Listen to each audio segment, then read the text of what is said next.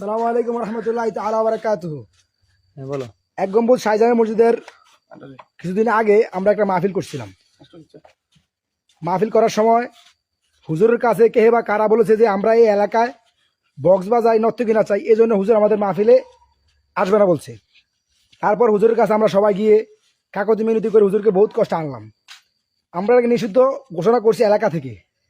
তারপরও কিছু এলাকার অসাধু লোক এগুলা বাজাচ্ছে, এমনকি এগুলো আগে থেকে এলাকা ছিল নিষিদ্ধ। তাদেরকে আমরা একবার ওয়ার্নিং দিলাম, তারা শুনে নাই।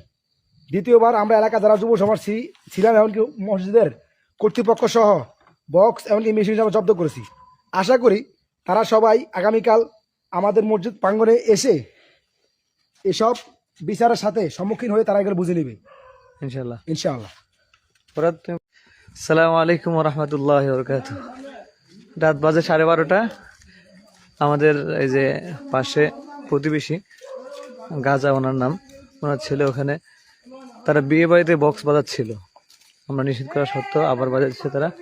এই জন্য আমরা আমাদের বাচ্চারা সত্যিকারের সদস্যরা মাইক এবং সাউন্ড বক্সগুলো খুলে নিয়ে আসছে যে মসজিদে রাখবে, আগামীকালকে এটা সমাধান হবে। যে আমরা সৈয়দ শাহ হুজুরে নিষেধ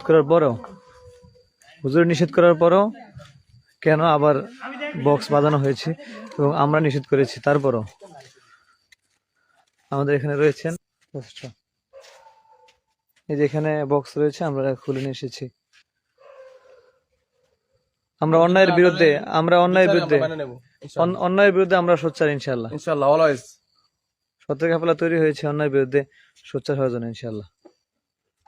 যুব সমাজ, ইমানি সমাজ, ইসলামিক সমাজ ইনশাআল্লাহ।